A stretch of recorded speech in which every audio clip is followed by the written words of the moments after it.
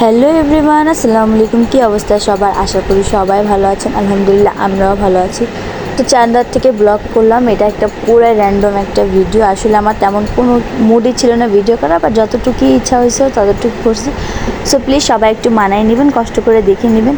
তো এখানে আম্মু মুরগি ভাজতেছিল আর কিছুটা মিনিট করে রাখতেছিল, যেহেতু মাংস পরম্পরা চলবে।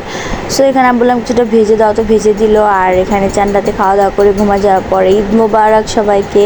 তো ঈদের দিন উঠেই হালকা পাতলা খাওয়া দাওয়া করে বাবুকে ফার্স্ট রেডি করলাম, বিকজ ওরই তো ঈদ, তাই না? কুরবানি হোক রোজা হোক, ঈদ তো ওদেরই। সো ওর রেডি করে ওর কিছু পিকচার টিকচার নিয়ে তো এখানে আমি সবগুলো গুছায় ফেললাম। আর অবভিয়াসলি আব্বুর রুমে ভিডিও করি না, যেহেতু আব্বু বাসায় থাকবে, তো আব্বুর রুমে ভিডিও হবেই না, এটা জানা কথা। সো যাই হোক, এখানে টেবিল টুবিল সব কিছু সেট করে আমি পুরো ঘরটার গুছা ফেলতেছি, গুছায় টুছায়ও নিছি অলরেডি। আর যেহেতু খালা আসতেছে না, তো আমি নিজের থেকে সব কিছু ঘর ক্লিন করে ঘরটারও মুছে ফেলতেছি ডাস্টার দিয়ে। কারণ খালা নাই তো কী হয়েছে, ঘরে তো আমরাই থাকি, তো নিজের কাজ নিজে করার মতোই শান্তি।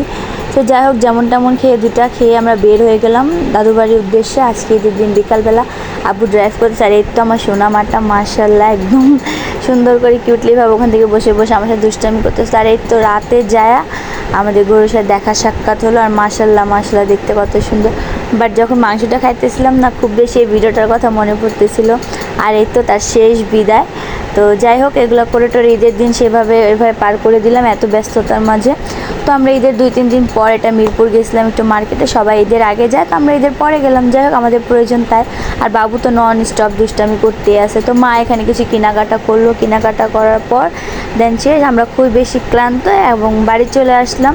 আর বাড়ি আসার পরেও আমার কিছুই খাইতে ইচ্ছা করতেছিল না, কারণ শুধুই মাংস, যেদিকে তাকাও সেদিকে মাংস। আবু তো একটু রাগও হয়ে গেছে যে টেবিলে এত মাংস, আবু মনে করে এটা খাবার সেটা খাবার, জালি উঠায় দেখে মাংস আর মাংস। সো আব্বু রাগ করলো। আর আমি এখানে পাকা একটা শুকনো মরিচ দিয়ে লবণ দিয়ে খাচ্ছিলাম, তাও মুখে একটা মজা। সো আজকে ভিডিও এই পর্যন্ত। আল্লাহ হাফেজ।